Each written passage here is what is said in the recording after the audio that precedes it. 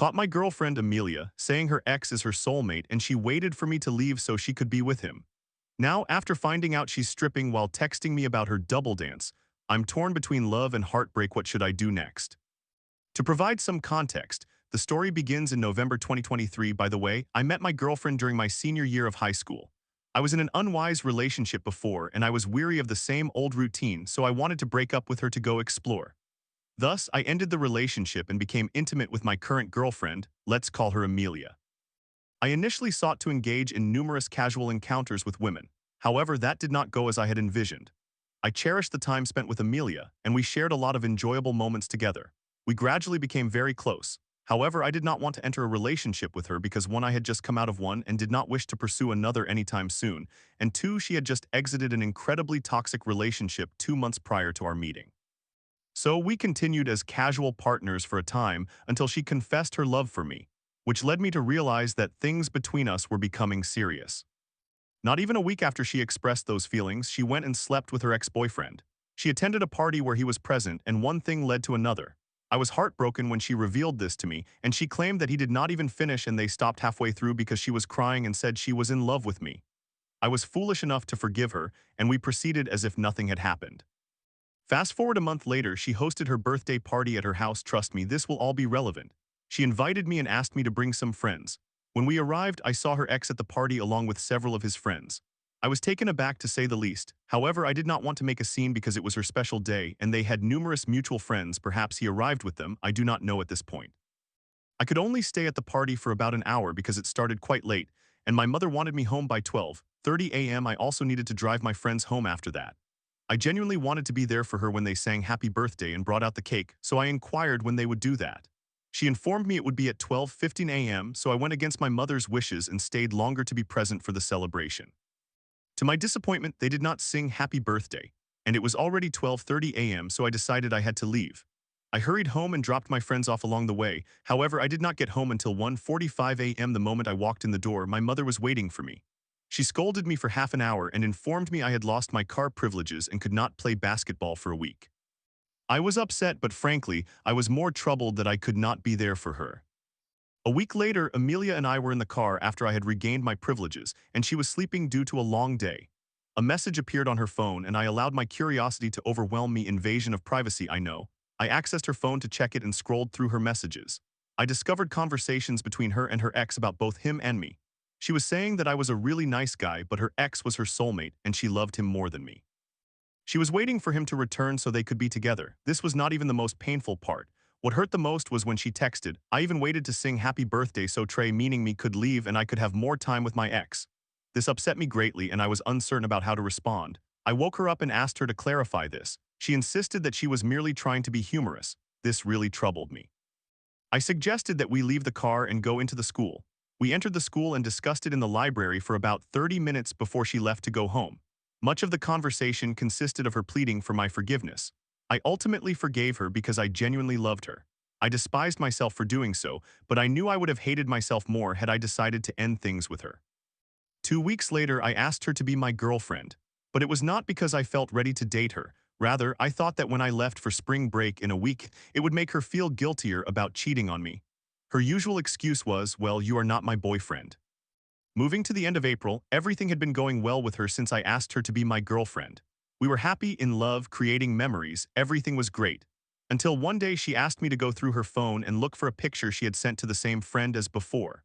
While scrolling through her messages, I found comments between the two of them about me that were derogatory. They were calling me unattractive and embarrassing, and Amelia said, I can't even bring him around my other friends because they will just laugh at me. This deeply upset me once again, and I confronted her about it. This time she was rather dismissive. She told me, you can't genuinely be upset about this. My friend and I were joking around, we weren't serious. She suggested that I could leave her if I wanted, but insisted it would be a foolish reason to break up with her if I did. I remained with her end of April, by the way. I will skip over most details because I do not want this to become lengthy, but I will provide a timeline. Start of June, she goes to a party, speaks to her ex-boyfriend, and takes a picture with him in the backseat of a car together. She never informed me about this. I just discovered the photo on my phone. Start of August, she goes away for a week with her friends, assuring me that her ex would not be present. However, he was. I also financed her entire trip and she largely ignored me during it. She claimed she would not go to any clubs or drink excessively, but she did both. By the way, I am fine with these activities. I just want her to be open with me and keep me informed about how she is doing so I know she is safe. Mid-August, a friend sends her a TikTok of a guy resembling her ex-boyfriend, and she replied, making me miss her ex. September, October, and November were all fine. In December, she expressed a desire to take a trip with friends. I agreed, but I requested that she be open and communicate with me about what was happening and where she would be. She consented and we discussed the basics. I asked if her ex would be there, not to prevent her from attending, but simply to be informed. I am not the type to overreact, I just prefer transparency. She assured me he would not attend. I said, okay, cool, whatever.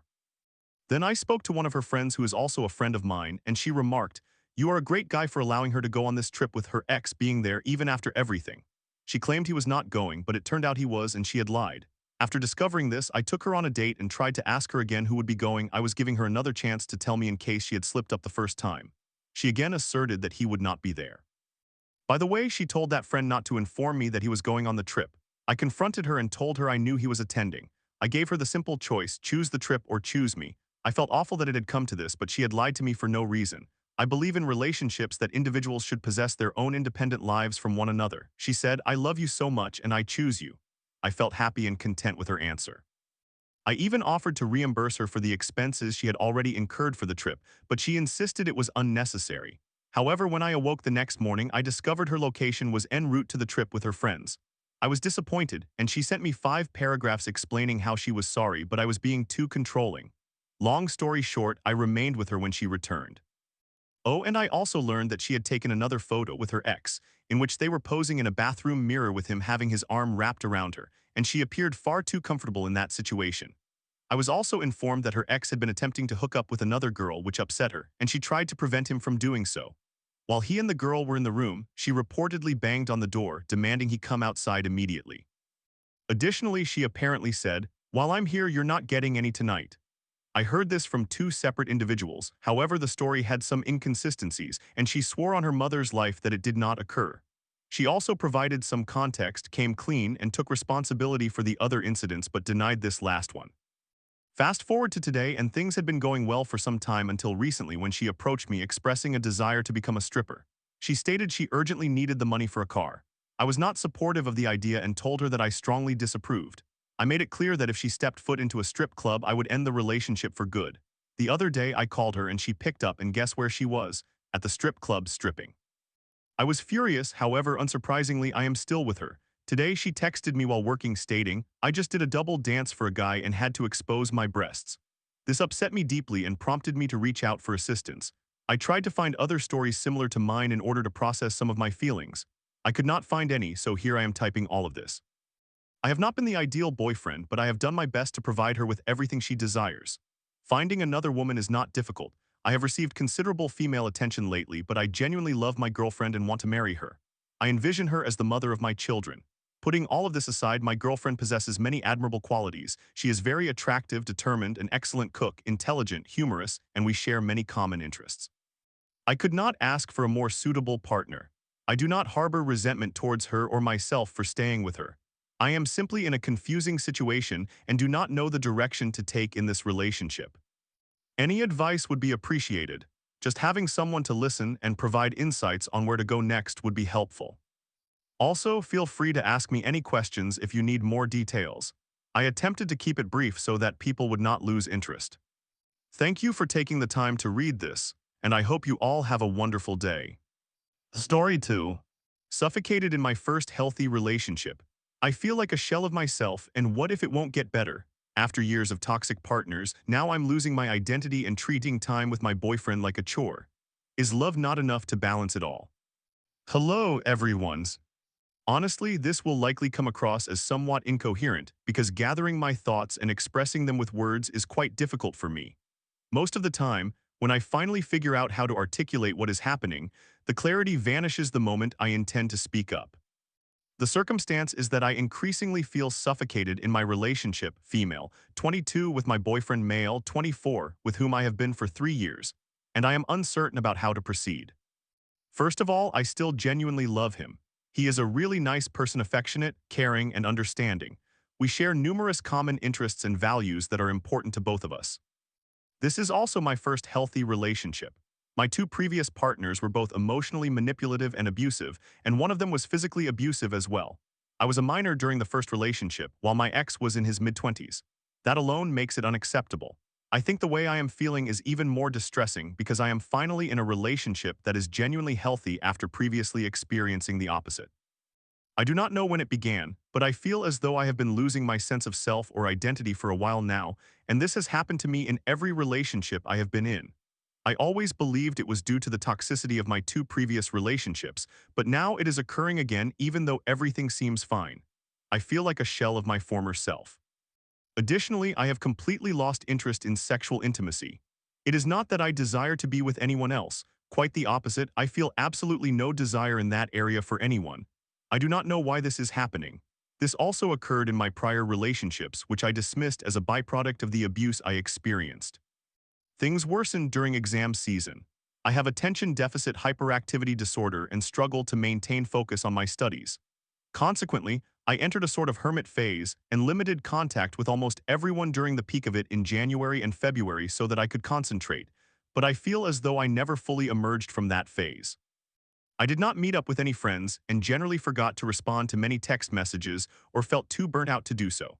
This was also something that made me feel really bad, and I still do. I also had limited contact with my boyfriend during this period as well, still more than with anyone else, but still far too little according to any normal relationship standards.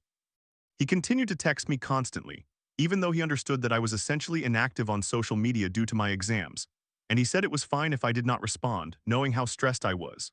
However, I felt terrible as the messages began to pile up around 20 per day, and I initially fell into avoidance because I felt so awful but could not allow myself to feel that way since I was already struggling with studying and needed to stay in the right mindset. After that, I entered a phase where I viewed texting and meeting up with him as a chore or duty, something I felt I had to do to at least give him something, as I did not feel I was fulfilling my responsibilities as a girlfriend at all. I pressured myself into socializing with the little energy I had left while being burnt out and going through a depressive episode, which drained me even further. That draining feeling has not ceased since. In the past, meeting up did not feel like that at all, but it still feels somewhat like a chore now. After the exams, I began to work on reclaiming some of my identity because at that point I had no hobbies or relationships with my friends anymore. This was also at its worst during my hermit phase, but it seems to have been like this for much longer, just not as severe. I stopped engaging in activities that I enjoyed in my free time because I spent that time with my boyfriend instead. He also has a very social group of friends who often hang out together and usually invited me too, which was incredibly kind of them, and I did enjoy it.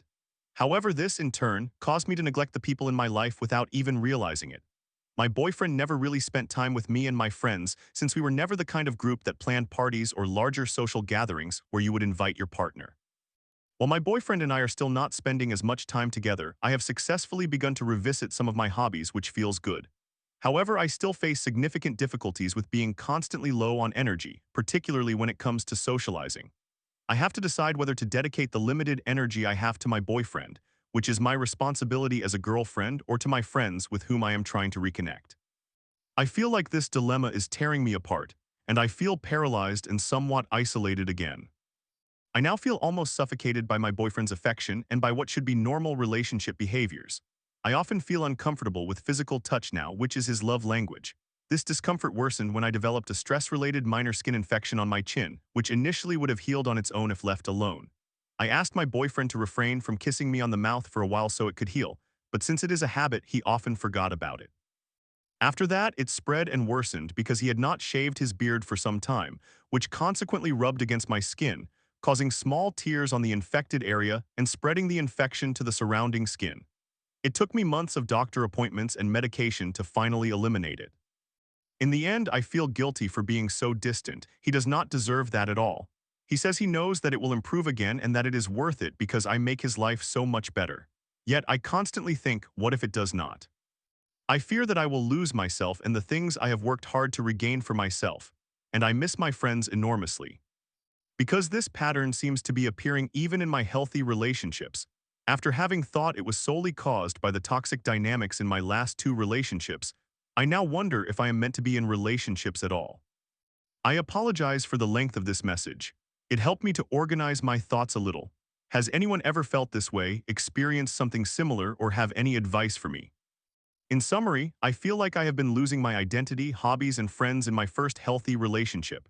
Stress and pressure have caused me to isolate myself and treat spending time with my boyfriend as a chore. I feel suffocated in the relationship, but I still love him. I am seeking advice and experiences related to this.